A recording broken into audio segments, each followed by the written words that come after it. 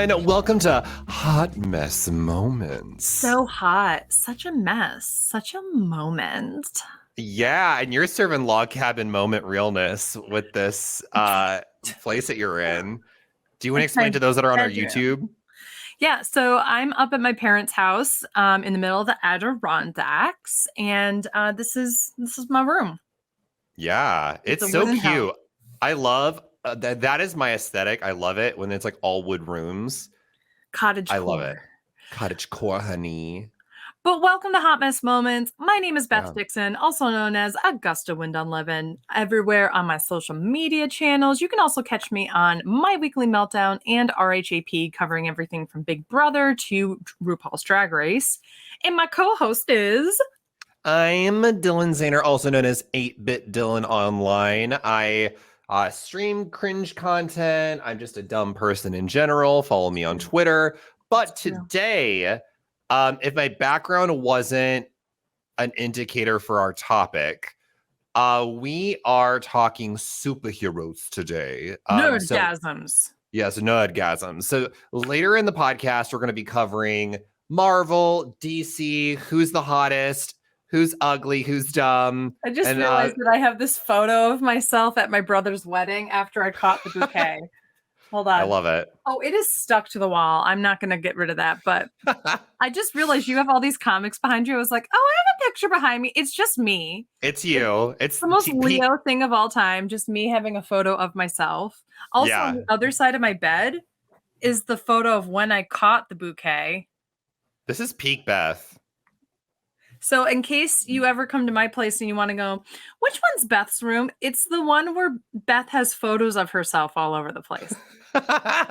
Professional photos at her brother and sister-in-law's wedding of her. That's very you. That is so you, though. If anyone gets to know you, that's you. But here's the best part. I did not choose to put this in here. My parents did. My parents decorated this. I mean, my diplomas are on the wall here because I decided not to bring them down to New York City and I didn't have an office anymore. But so it's very like, you won't have to guess which one is Beth's room when you're here.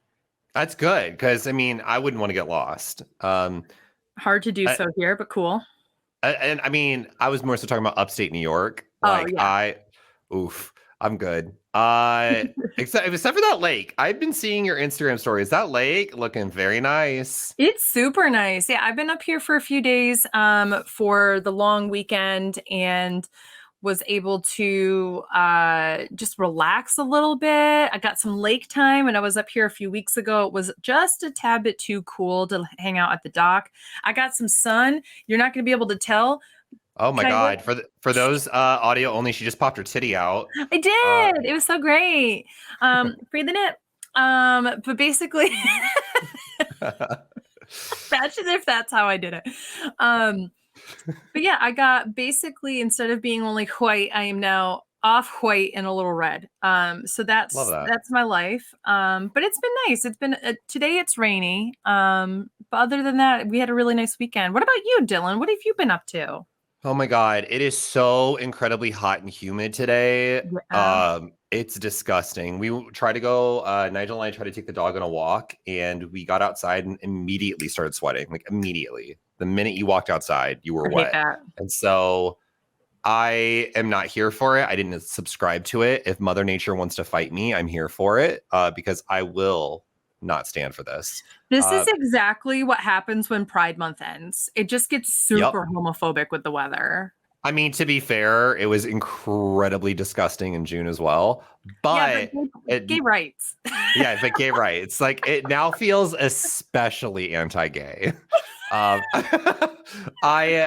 will say though, it's both a blessing and a curse. What I've been up to lately. The blessing is I get to go to Amsterdam next week for TwitchCon. For those who don't know, I work for Twitch, and so I'm very, very busy. So the blessing is I get to look forward to that. The curse is I still have to work this week. So technically the company gets this entire week off. But because I'm working at TwitchCon, I do not get this week off. So I'm still working during this time frame, which kind of sucks. And I'm also really, really just busy. Like I feel like I'm always doing something. and I am very excited to like be in TwitchCon. But because I'm going to TwitchCon, I also can't go out and do things because my boss and my managers let me know. They're like, hey, you're not allowed to like go out and like do some crazy celebrations because we cannot have you get COVID because like we need you in Amsterdam. Like there's no one to replace you if you can't make it to Amsterdam. So we need you there. So I'm not allowed to like go out, go do anything. I wouldn't have done anything anyway, but like now I have this added pressure of do not get COVID like at all. Like we're double masked up. We are like doing our best and make sure that we are safe and secure. But the best thing you could have done is just purposely went out and got COVID a couple weeks ago. And you know what's sad? I almost consider if long COVID was not a thing. I know. I probably would have. I'm hearing you. Everybody who I am related to, for the exception of my parents and my cousin's husband, all got COVID within 2 weeks. So it was just a little crazy this past month and a half. Like I got COVID in the beginning of May, and then everybody else in my family got COVID throughout June.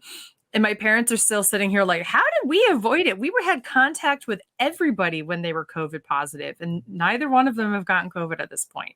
Oh, wow. It's just statistically it will catch all of us at some point. But the best thing you can do, as you know, is to try to prevent that, because long COVID, as you said, definitely a thing. It's a bitch. The only quote unquote long COVID symptom I've been experiencing is fatigue. But I also am just generally defaulted as a fatigued person because of my other autoimmune issues. So it's hard to decipher, is this a long COVID thing? Or is this like Beth is just back to factory reset here? So I don't know. Yeah.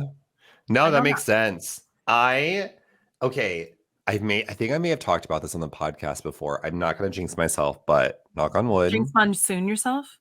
No, I don't want to jinx monsoon myself. Okay. I know that there is a portion of the population that is immune to COVID.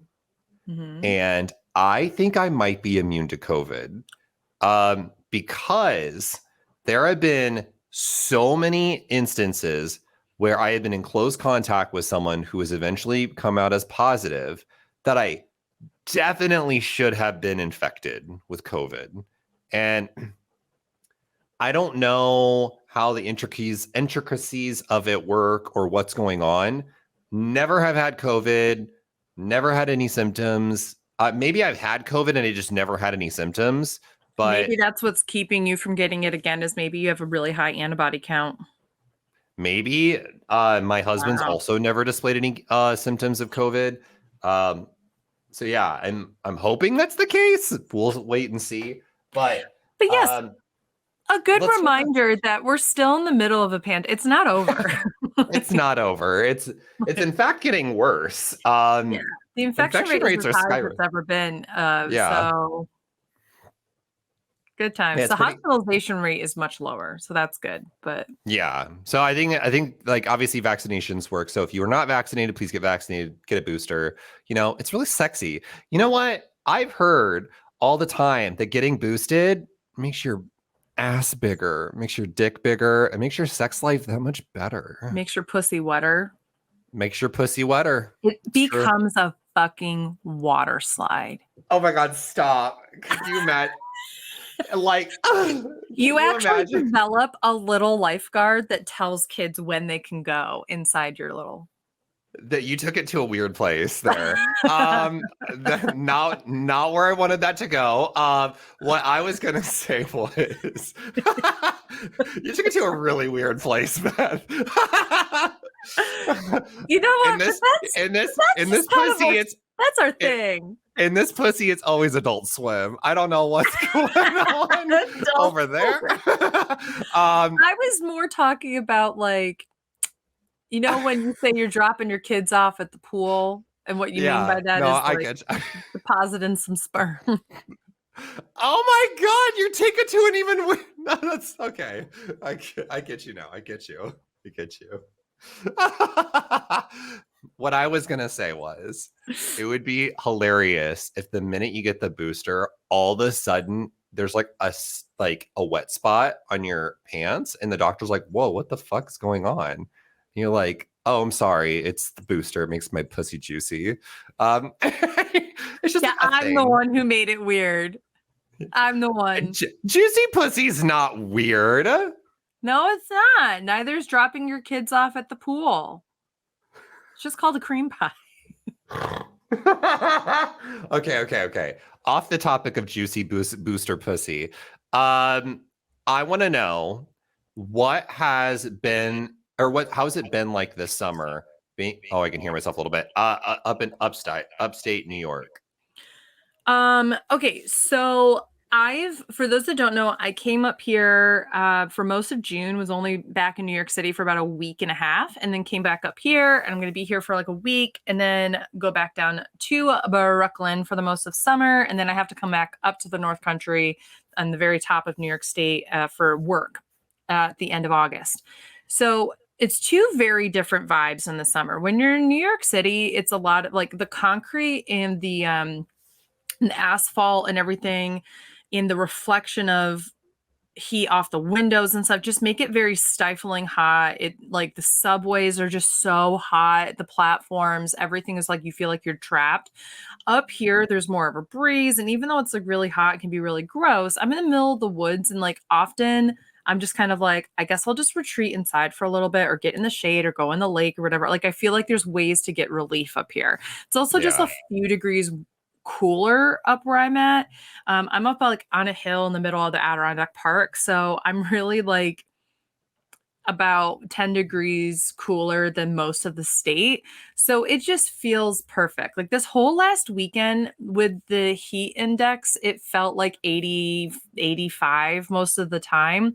Virtually no humidity, virtually no clouds. Was like the perfect amount to like, hey, I'm getting a little hot in the sun. Let me just cool off by floating and drinking in the lake. And then let me get out and dry off with the sun. And then let me get back into the lake.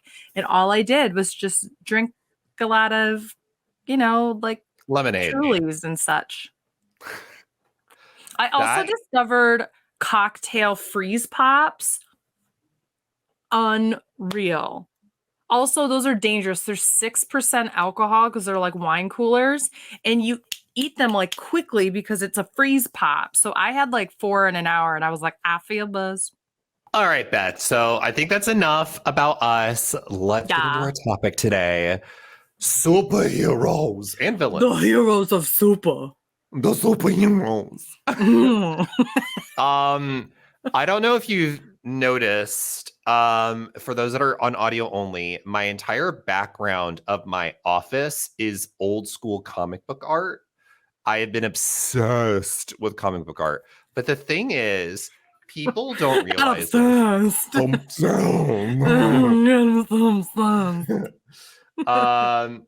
I do want to point out one thing though. What? I'm actually not a huge superhero fan. I mostly like the artwork.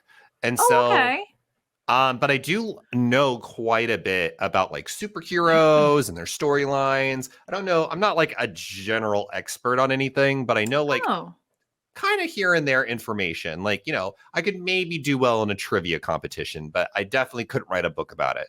And so I came to Beth today because the new Thor movie comes out on Thursday. Today. Today, technically, when this podcast drops. And I was like, let's talk superheroes. Like, let's do some Marvel. Let's do some DC. Let's do some work. Yeah. So I'm curious, Beth, what is your expertise in like superhero films and like superheroes in general? So I've seen every single one of the MCU movies in addition. Oh, wow. Yeah. In addition to like when the first like the Tobey Maguire's Spider-Man movies were out, I've seen like the Nolan brothers, like Batman trilogy. When I was younger, I used to watch like the Batman Robin cartoon. So I would say that I while I do know who like Superman is and Wonder Woman and that kind of thing, I'm not as well versed in DC as I am Marvel. But up until I started watching the Marvel movies, which wasn't until literally the beginning of the pandemic, I went through and I watched all the Marvel movies right before the pandemic started. And then into the pandemic, I finished it with my friends on Zoom. I didn't really know much about Marvel. Like I knew who the Hulk was. And I obviously knew who Spider-Man was, but I didn't know who like Captain America or Iron Man. Yeah. I like the Fantastic Four I had heard of, even though they're not technically yet in the MCU, but we kind of got hints of it. All that kind of stuff. So, which by the way, let's just put a spoiler warning out there. Oh, for sure. If you have not watched, and obviously we're not going to spoil Thor. We haven't seen it. It's not out yet when we've recorded this, but everything else is fair game. So spoiler warning, if you haven't seen any of the Marvel movies or shows, DC, any of the movies or shows, you're going to get spoiled on exactly. And so if you start to hear us talk about something, maybe scrub a little bit and then we'll catch you elsewhere. But just huge spoiler warning, just putting it out there. I have also seen some of the Disney Plus shows. I've seen WandaVision, Falcon and the Winter Soldier, half of Loki, and that's it. But I wanted to watch What If. I haven't watched that yet. I heard that was really good. But I'm like not as well, like I'm not enjoying the Disney Plus shows that much. So that's why I was like, I'm not gonna watch that. Let's talk shop. Okay. So I want to say, I will preface my knowledge of Marvel. Let's start this conversation about Marvel. Sure. You have definitely seen more than I have. In terms of like Marvel television and show or in movies. I have never been a huge fan of how Disney handles Marvel content. I should know I'm incredibly biased. I'm a huge X-Men fan. I love X-Men. And so the fact that the Marvel Cinematic Universe doesn't have X-Men in it makes it less tasty to me. I also don't like how there's like this air. I don't know what it is about like Marvel movies and shows. I don't know if it's like the way that they're shot, the way that they're written, the way that they're filmed. I get very bored very quickly when I watch them. And so speaking about Marvel shows, I did enjoy WandaVision, but I only liked WandaVision in the back half of it. Same. I literally think they could have cut 4 episodes out of that and made it 3 episodes or 4 episodes, and they could have made it a movie. They could have made it a movie. Let's be real. I loved Loki. That is the only show in MCU, like on the Disney Plus programming, that has actively caught my attention. I am engaged with it. I enjoy it. I keep watching it. All the other shows, I have been incredibly bored.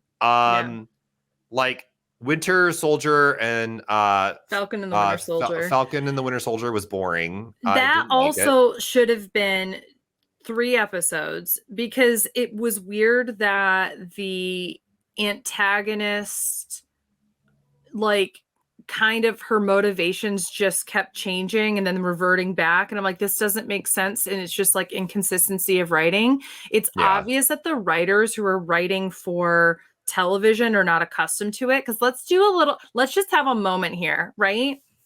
Television is a writing medium. Yeah. Movies are a directing medium.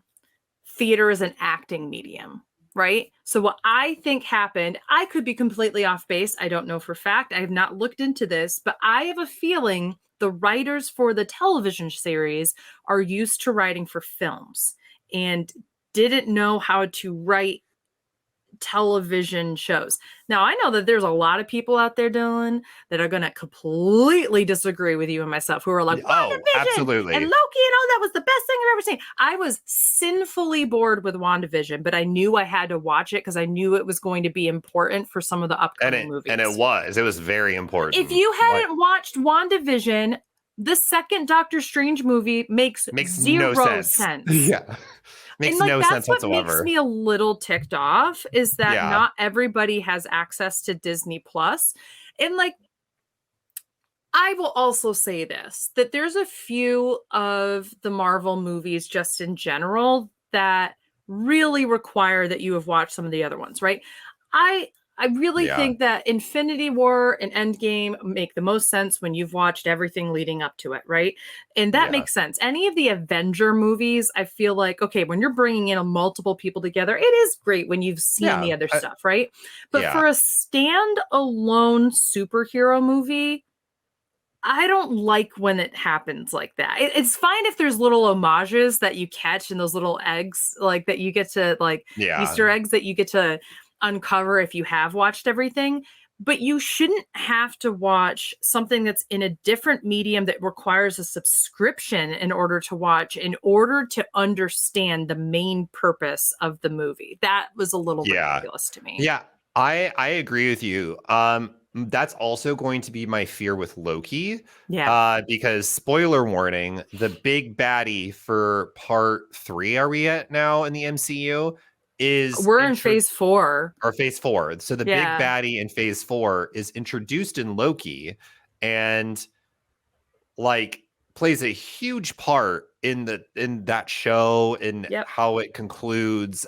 Basically introduces this villain that will play a huge part. So while I am cool with like us expanding the lore of the Marvel Cinematic Universe using television shows, I wish it was done in a way where it focused more on the character. Now, I will say, I've only seen half the episode of Miss Marvel, and I do like their approach to that show because it's like, yeah, it's set in this cinematic universe. There's a lot going on, but it's giving me first off, it's giving me like a childhood show, which it's meant for like kids. It's meant for like teens.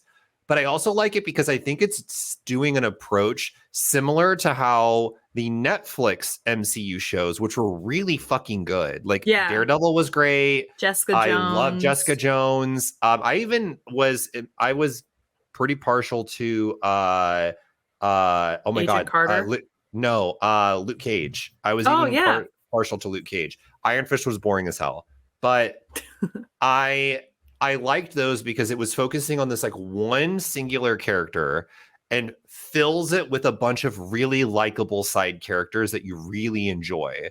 And this is where I think when we get into DC, where DC shines, is because all of the side characters you root for, you like, you really enjoy. Some Marvel movies do this better, which is why I think Spider-Man is so successful, because you do enjoy all of these side characters that are accompanying Spider-Man. And I think like a lot of other Marvel movies and shows have a tough time doing this.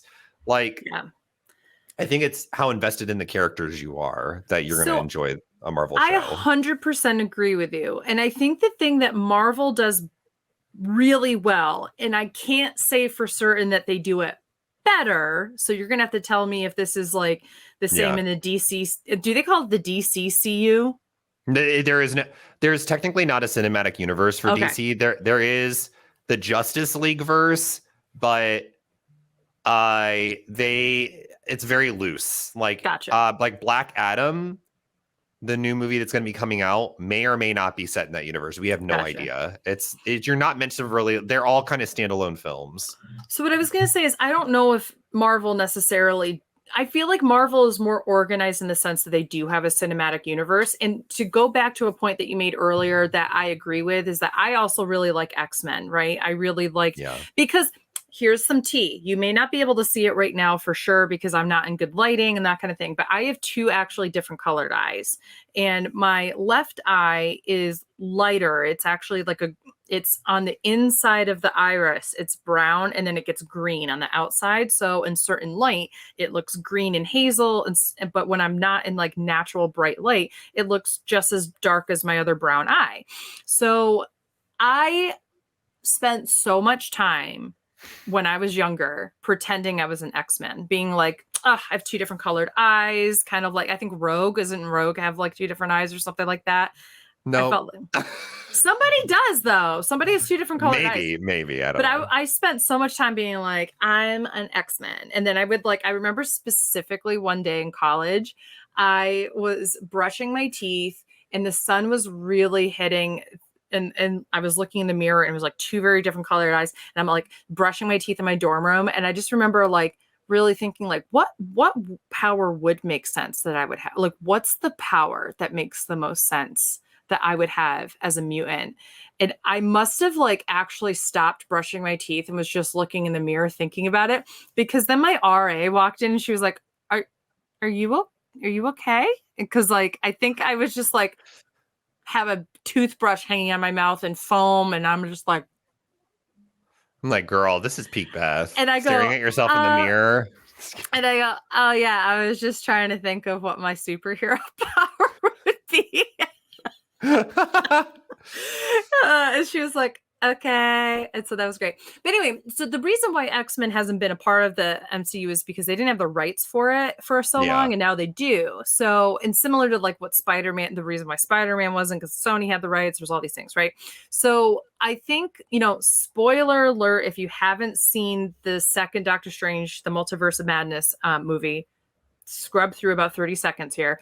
But what they're clearly doing with setting up the multiverse is setting up a reality in which X-Men and the Fantastic Four and all these different that they didn't have rights for can now be a part of the MCU, because it would be like, well, why weren't they a part of the fray when Thanos was here? Well, here's the reason why. It's because they're in a different reality. They're in a different universe, essentially. Yeah. So setting it up like that, I think, is a very smart way to deal with it, especially because this is something that, from what I understand, you can correct me here, this was already kind of hinted at in the comics at times, with this idea of a multiverse. The multiverse has existed for decades in comics. Like, there's a really famous comic storyline in the DC universe called Crisis of Infinite Earths. And that came out, I believe, in the 70s.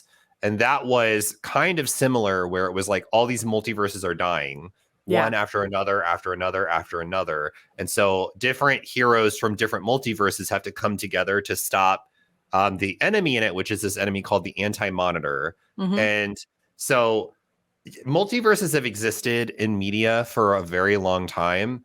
I think my issue with...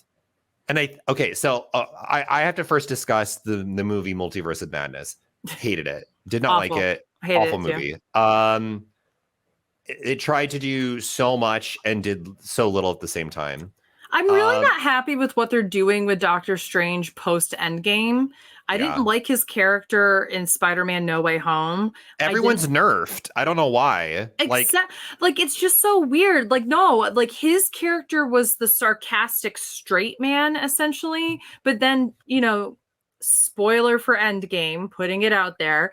But then Tony Stark dies, and all of a sudden you need, instead of the sarcastic, smart, funny guy, you have to have the sarcastic, smart, straight guy. All of a sudden he's camp, and he's like, the way he reacted to Spider-Man in No Way Home made no sense to me. Like, it just seemed like it was lazy writing of like, okay, let me do the spell. Oh, you screwed it up. Now you fix it. Like, that's not at all what he would be. Like, he's such a control freak. He would have gone after it. So I understand what they're trying to set up with him. And I love that they were trying to set up potentially a mentorship, but his character is making no sense. Then you cut to Multiverse of Madness. His character's all over the place. It makes absolutely no sense to how they set him up. Yeah, I just really didn't like the character writing. I honestly, Scarlet Witch saves that movie. In the fact that she's a villain, I think that's really cool. Where they take a hero and they turn him into a villain, and then spoiler alert, they kill her off at the very end. I think she dies. I'm not 100% sure how it's kind of. I think they leave it up to interpretation. Where I'm sure they could just bring her back if they needed to. Absolutely. But my whole point with that too is like, WandaVision was supposed to show that she had the potential to be a bad guy, but chose not to be, and now she just is. And I'm like, what is like the whole ending of WandaVision is her letting go, and now we're just gonna have her. Well, I didn't really let go. Like, what? Yeah, it doesn't make any sense. And I think, like, for me personally, this showcases why you shouldn't have a cinematic universe that lasts this long. What I was really hoping they would do is something similar to what they do in comic books. So many of these comic stories are interwoven, and they, like, I'm pointing to the comics behind me. They have multiple different storylines. They have multiple different cross paths where they have different, like, story long arcs. But Marvel and DC do this thing where after every, like, 8 to 10 years, they'll wipe the slate clean, and they do something called, like, a rebirth event, where they basically, like, and DC is currently in its there was the New 52, which was this event where they relaunched all the storylines. So Wonder Woman, Batman, Superman, all of them started fresh. You did not need to read anything else before that. We're in this next era with DC called DC Rebirth, where they basically, like, showcase all these characters again from the start. Marvel does this as well. I was really hoping they would do that for the MCU and Marvel, where it was basically like, hey, after Endgame, we're going to wipe the slate clean, do some giant cosmic multiverse event that basically restarts the cinematic universe. So you will have not had to have watched any of the movies before this to understand what's going on. You can if you want references, but like, you don't really need to have watched anything to understand. And they didn't do that. And I think that would have been, like, a perfect jumping off point also for, like, how do we add X-Men into this? How do we add, like, I think we're getting to that point, and maybe they're going to get there with Phase 5. But honestly, Phase 4 feels like the laziest, uninteresting, boring cinematic universe. I'm totally with you. There are two notable exceptions. I personally love Spider-Man No Way Home. Oh, that's not even, I don't even consider that it is on another level. I also love Shang-Chi. Those are the two movies that I think did any kind of justice. Black Widow, like, Florence Pugh is the only reason to watch that movie, because I can't wait to see what they do with Yelena. And I also, like, spoiler alert for Black Widow, I also can't wait to see what this, like, antithesis of S.H.I.E.L.D. that Julia Louis-Dreyfus is heading up is in, that you see really kind of more in the post-credit scenes than anything else. Like, I can't wait for them to make reference. But it's so weird that Black Widow came out a year ago and we still haven't gotten any nugget on any of the shows or anything about what's happening there. So it seemed like such a weird thing to release a year ago if they're not going to play with that. So I can't wait to see Thor, because we know a couple of things based off of the trailer. We know that he's going to separate from the Guardians very quickly, which is where he left off with, he joined the Guardians of the Galaxy as Guardians of the Galaxy, which I guess was a thing in the comics, which is kind of cool. I think Thor was a part of the Guardians for a little bit. Yeah. And we're also going to see, I don't know what her name is. I know it's Natalie Portman, but like, she's like a She-Thor kind of thing, but I forgot what the name of the character is. I don't know why I'm blanking on her name as well, but yeah, she is also Thor in the comic books as well. So this is like a pretty lore accurate rendition of Thor, and I would be very interested to see Thor pass the torch to her. I don't know if that's the direction they're going to go in. It's going to be interesting, because the reason why Natalie Portman wasn't in other movies, I felt like, was because she didn't want to be as much in the MCU anymore, like didn't want to be a part of another huge franchise, or am I wrong about this? I can't fully remember. I thought it was because her character wasn't needed, but I could be wrong about that. But I'm hoping that we get to Jane, see, like, that's her name. Jane, sorry. Thank you. Yeah, Jane Foster. And so I do hope that they go down this route. I think what Marvel needs to do to make Phase 4 more interesting is they have all of these new characters at play. Like, the new Black Panther movie is supposed to come out and possibly set up who the next Black Panther is. It should be Shuri. I think it probably will be. Though I've heard that there's some problematic stuff with the actress that plays her. So really? Who knows if they're going to go down that route. There's rumors that they might set up Atlantis. So like maybe Namor might show up, which is basically like the Marvel version of Aquaman. There's Miss Marvel. There's like all these like threads of there's like Shang-Chi, all these other characters that could set up their own super group to make something happen. The issue is I don't think Avengers, essentially. Yeah, they could, but like they're all those characters aren't in a super group in the comics. And so they could go down a new route, which I think they need to do. Like I think like we're at the point where you need to kind of separate yourself from the comics just a little bit, because you can't have your cake and eat it too anymore, because we're on phase 4 of the MCU. Well, it's also weird that you have some people that you're still, even if it's just in post-credit scenes or just like as a cameo, why are we still checking in with Hulk, with Hawkeye had a series. Hawkeye is I don't know who would actually be interested in Hawkeye. Like, I don't understand Hawkeye's purpose. I've heard his show is one of the best, but I haven't seen it. I haven't seen it either because I gave up. I've been like, I didn't even finish Loki, and I was actually interested in it, and I just like was like, meh, I'm done. Yeah. But it's one of those things where like, I don't know. Like, I love the MCU. I'm gonna watch all the movies. Like, they're getting my money. Okay. Yeah. But it is just going to be interesting. Like there was such phase 1 was an introduction. Phase 2 was maintaining and then introducing a few different people. Phase 3 was huge, and it entered all of these different characters, and then culminated in this new, like in the Infinity War, right? Phase 4 is simultaneously picking up the pieces of the Infinity War and also introducing new characters and introducing the multiverse, and like there's too many ands. It needed a clearer through line of choose 2 things, and it could be a short phase. I personally think it should have been, let's pick up all the pieces of Infinity War and then set up the idea of the multiverse, and then the multiverse and the introduction of the new characters are phase 5.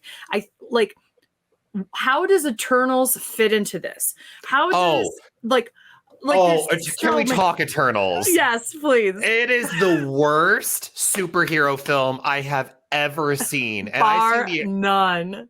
Like, it's not even close how bad that film is. Like, someone sat in a writer's room and wrote said, this is a great movie. We should make it almost 3 hours long. And let's cut stuff out in order where it's a little long. Let's make it 3 hours instead of 3.5, like it was supposed to be. It was the messiest, most boring introduction of a supergroup I've ever seen. And it honestly did not feel like it had any connection to anything MCU, which, if you've already, like, I think that's the issue here. That and again, I'm very biased. I'm a DC guy, but I do appreciate what Marvel does. If you've already set up this cinematic universe, you need to keep it within the cinematic universe. It feels weird when things aren't referencing something or feel like they could exist within the same realm of reality as what you've already established. Eternals feels like it's like separated from all the other movies, but it's meant to play like a huge part in like what's going on. And I truly could not tell you, I've seen the movie, could not tell you anything that happened in that film that was interesting or worthwhile or anything. You could not pay me money to sit through Eternals again. I was dreadfully bored. It was so boring. It's the only time I've considered not finishing a Marvel movie. Yeah. The thing about it too, which sucks, is that they had such incredible actors in that movie. And so there was no excuse for this not to be done well. It's like the TV writers and the movie writers flipped. Yeah, and I should state, like, I think there is some like good parts of Eternals. Like, I think the cinematography was pretty good. Yes. And I think that the acting was pretty okay. I think they didn't have the best material to work with. But holy shit. The plot was non-existent, essentially. It was so stupid. It was just weird. But I would just say altogether, what I appreciate that I never actually said this as my point. So 10 minutes later, I think what Marvel does really well, and they do it with certain superheroes super, super well, is they're really good at bringing this light comedy into everything that they do. That has not been consistent in the DC movies that I have seen. Oh, yes. So I do appreciate, like, if Marvel realizes they're like where their prime is in the MCU is bringing some levity to situations that are inherently not funny and doing it well, I guarantee the Thor movie's going to be good because Thor is funny. And also the Guardians are likely going to be in the very beginning of it.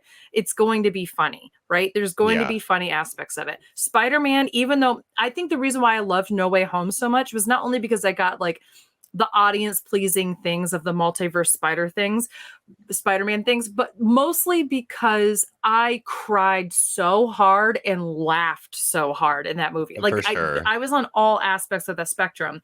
That's why I don't think Doctor Strange is good, or the Eternals, or Black Widow is like the only person who made me laugh in Black Widow was Yelena. She's amazing. I loved it. Right. But everything else, nothing was funny. There wasn't a sense of synergy that you could bring. Where are the jokes? Where are the jokes? So yeah, I would say that. So let's switch over to DC, Dylan, because I think what DC does really well that Marvel could listen to is how to really drive this sense of tension. DC, in my opinion, in the movies that I have seen with their superheroes, granted that this is not the same writers and directors all the time. And they're not usually set in a universe. They're like very standalone, set to themselves storylines. Already talking about two very different forms of movie making, and I'm aware of that. But where I think DC does so well, and I think about the Suicide Squad and the Batman movies and that kind of stuff, is this real sense of moral dilemma, this real sense of tension of what is right and what is wrong. That's why Captain America Civil War is so good, is because it's all about the morality of what is right and wrong and the different opinions about it. Period. Yeah. That's why that movie is good. It's not because the Avengers are fighting each other. That's fun to watch. But the whole point is that they did something really great, which was they followed this idea that DC does really well, building humanistic tension with superhero or this like above average technology means. I think like what you just said is why the televisions, and we don't include CW DC shows because like those are like CW-ified. They're like CW-ified. So like while they are DC shows, they are clearly made for a specific audience with the theming of being that DC. Audience is preteens. Like, yes. And so what I think DC does really well though is it is a character-driven show first.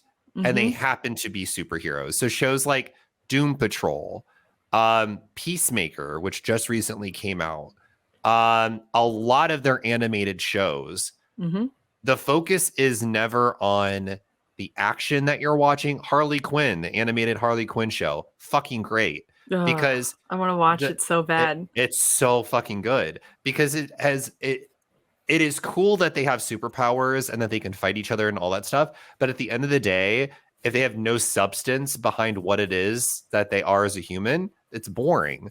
And so I think that the reason why I prefer the way that DC handles things is because I can watch a 3-hour Batman film and know that I don't need to have watched anything beforehand to just sit and enjoy this film.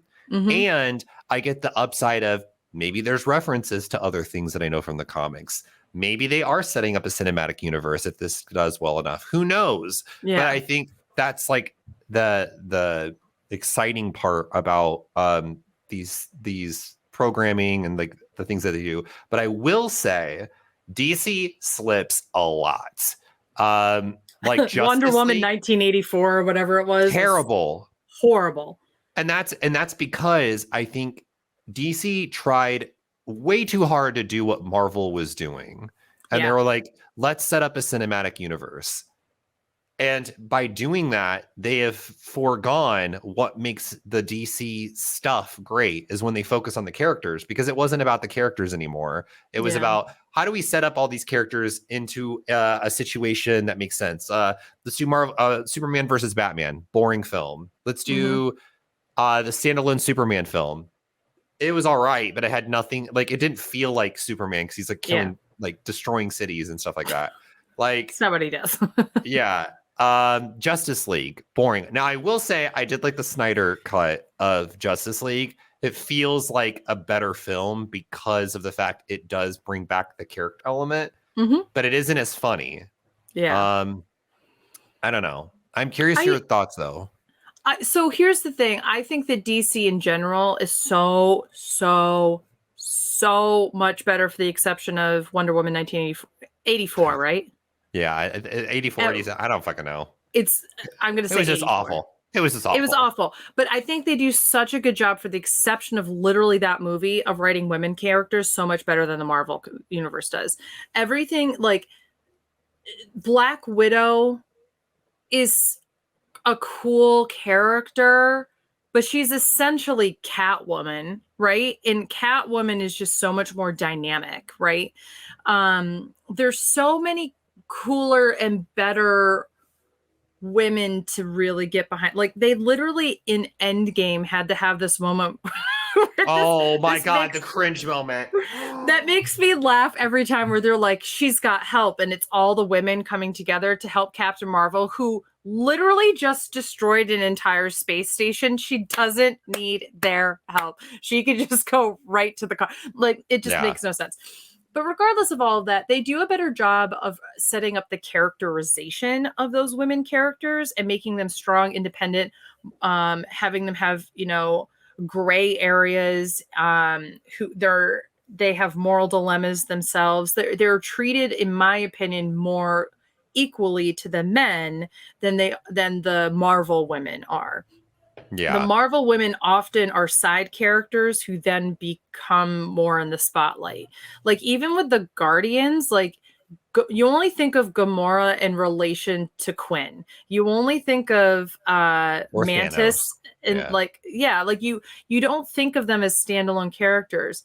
Natasha as the Black Widow was the backup character in Iron Man 2 and then was Captain America's backup. Like she wasn't her own thing until after she dies. Like that's ridiculous. Captain Marvel was the first woman led superhero movie in the MCU, and it was at that point the worst one, I would say, besides like in terms of how it was done. Like it just, and it was all because she like fell in love with the wrong guy. Like that's just so stupid. Like that's why I liked like the first Wonder Woman movie with Gal Gadot was fantastic.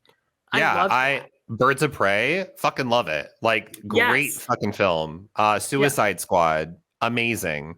I would even argue, even though it has some cringe meme moments, this new Batman film has amazing moments with Catwoman, where she stands on her own and she's got her own storyline, and it's really well done. And she does not play backup to Batman. She does her own fucking thing, and causes a few headaches for him. So like this Catman or Catwoman, I have to say, like, what icons playing Catwoman? I mean, you have Halle Berry, and then you have Anne Hathaway, and then you have Zoe Kravitz. Zoe Kravitz. Yeah, Zoe Kravitz. And then you have literally, I think, in my opinion, the person I think is the most strikingly beautiful person on Earth. Yes. And then you have my mic's gonna fall in a second. Watch this.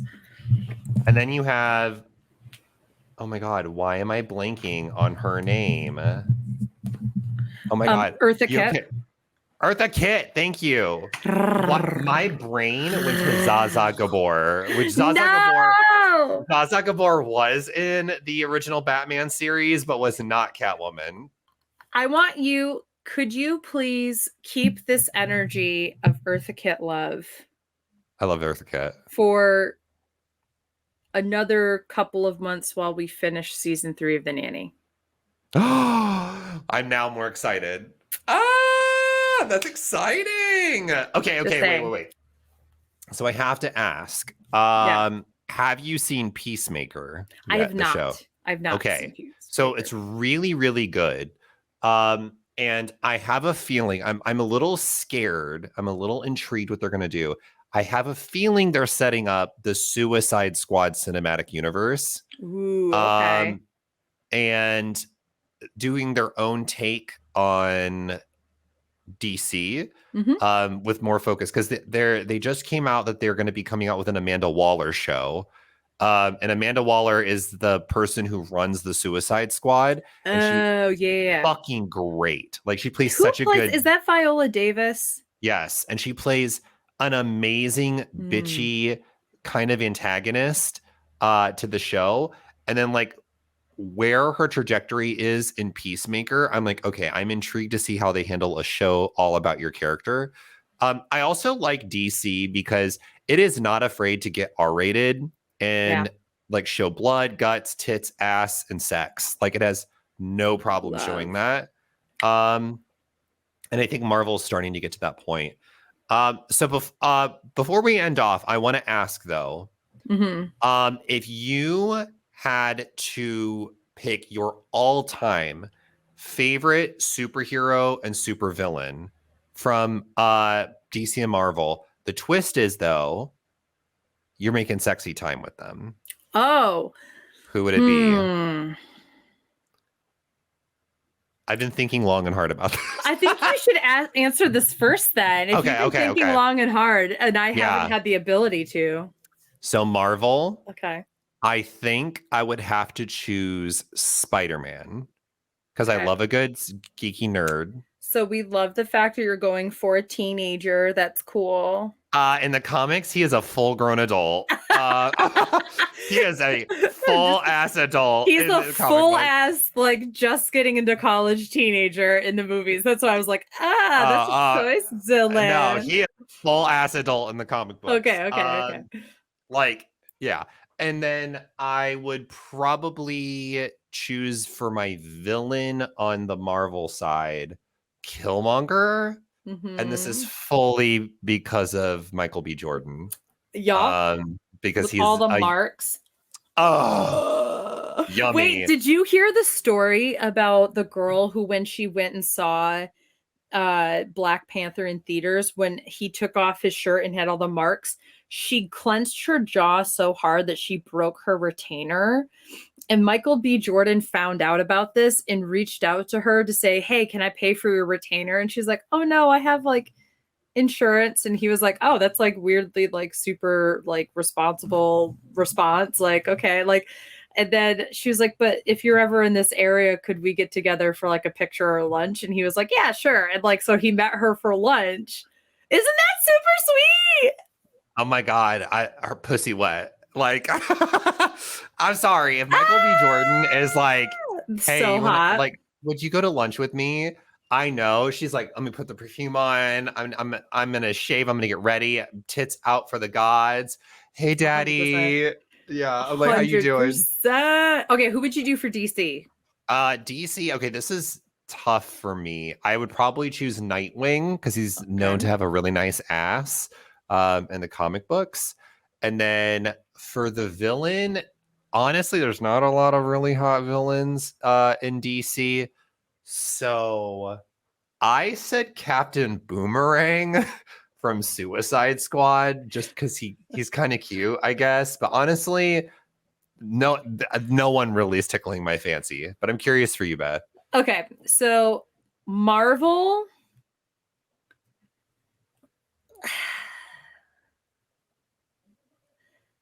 I think if I chose Thor, I'd wake up Thor, if you know what I mean. Oh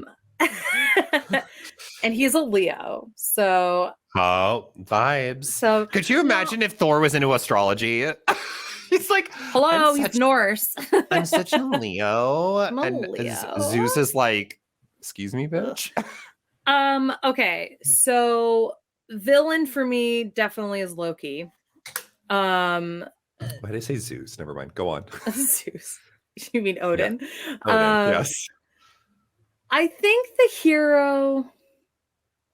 I like Loki because he could just, if I'm like, I don't want this appearance today, can you be this person? He would just be able to like shift change into whoever I want him to be for that time. Ooh, yeah. So I'm gonna choose Loki. Also, I don't know if you know this. I've met Tom Hiddleston before he got famous. Like, oh my god, when maybe I was studying him famous. What? You made him famous. This pussy did. When I when I was in London studying abroad in 2008, I saw him in this Chekhov play called Ivanov, and he played a doctor. And I went to the stage door afterwards, and my friends and I all affectionately called him the hot doctor. And so when he came out, we were like, oh my God, it's the hot doctor. And so we all took pictures with him, and he signed all of our like little programs, and we chatted with him for a while. And we had asked him like, oh, were you hoping to do like theater? Do you want to be a film actor? And he said, well, I'm hoping to do some like some films, and I'm auditioning a lot. And we were like, well, like, you've definitely got the face for it. And he laughed at that. And then he moved on to like the small other group. So like going to the stage door at that time in London for plays, virtually nobody did that. So he spent a lot of time with us. And so that was fall 2008. So the first time he played Loki was like, what, a year and a half later? I think so. Thor.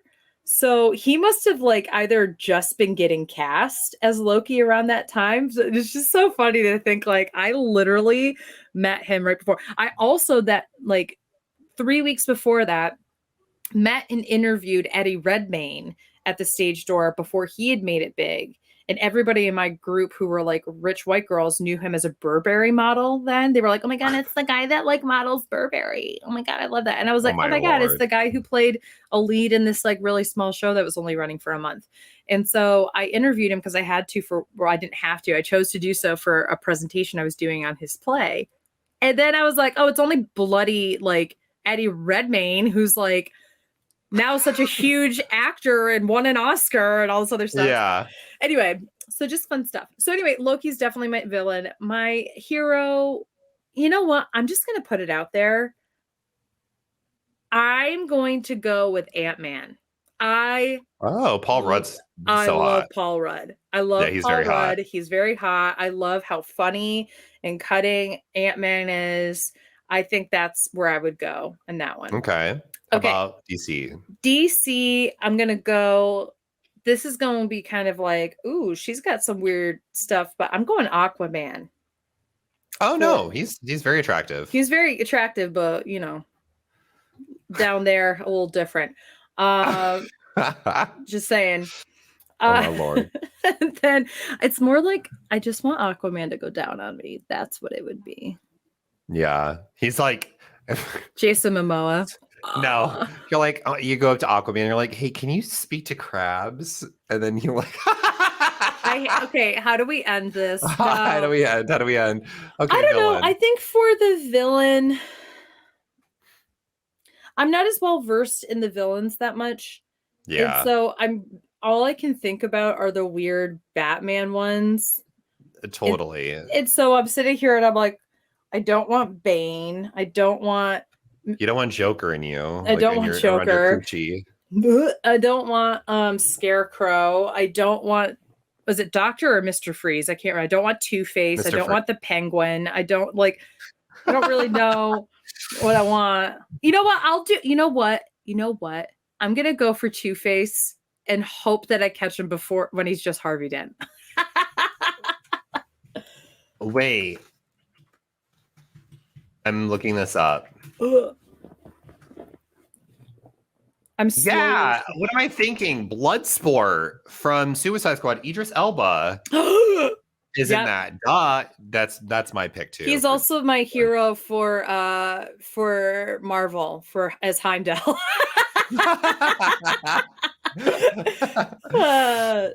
Idris Elba for sure. Yeah, he's so yummy.